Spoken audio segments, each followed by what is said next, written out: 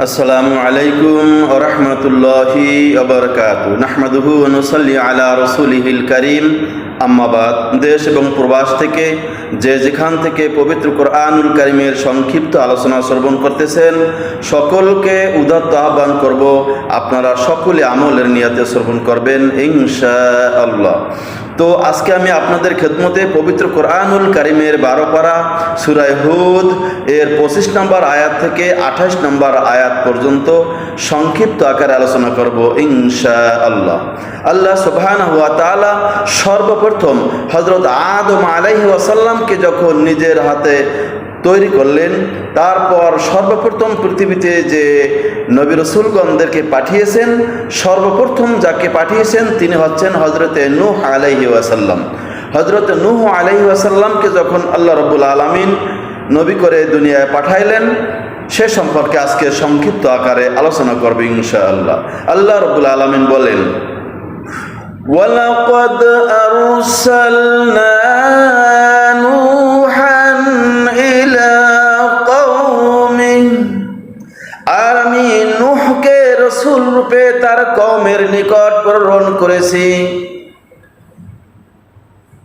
ইন্নী লাকুম নাযীরুম মুবিন।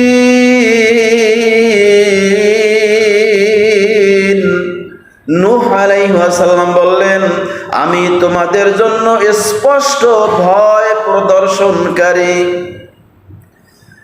আল্লাহ তা'বুদু ইল্লাল্লাহ, তোমরা আল্লাহ ব্যতীত আর কারো ইবাদত করো না। ইন্নী আখাফু আলাইকুম আযাবা ইয়াউমিন আলীম, আমি তোমাদের উপর এক ভীষণ যন্ত্রণাদায়ক দিনের আযাবের আশঙ্কা করছি। যখন নূহ আলাইহিস সালাম এই ঘোষণা দিলেন,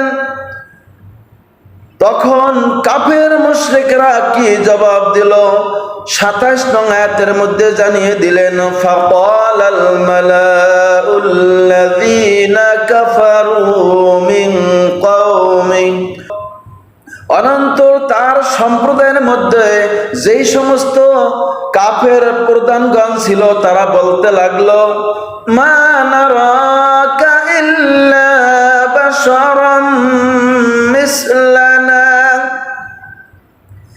আমরা তো তোমাকে আমাদেরই মতো মানুষ দেখতে পাচ্ছি। ওয়া মা নারাকা তাবাআকা ইল্লাল্লাযীনা হুম আরাযিলুনা বাদিয়ার রা'ই,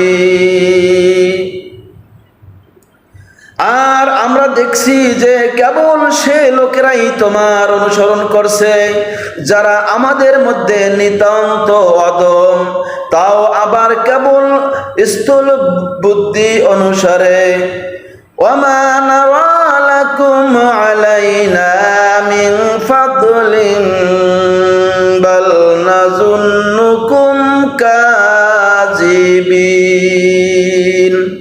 আর আমাদের উপর তোমাদের কোনো শ্রেষ্ঠত্ব দেখছি না, বরং আমরা তোমাদেরকে মিথ্যাবাদী বলে মনে করি।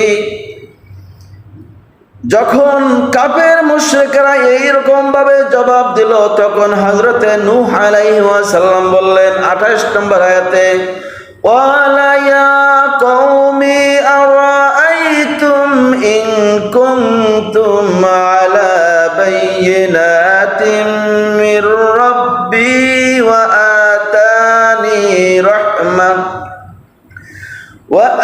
আতানি রাহমাতান মিন ইনদিহি ফাউম্মিয়াত আলাইকুম।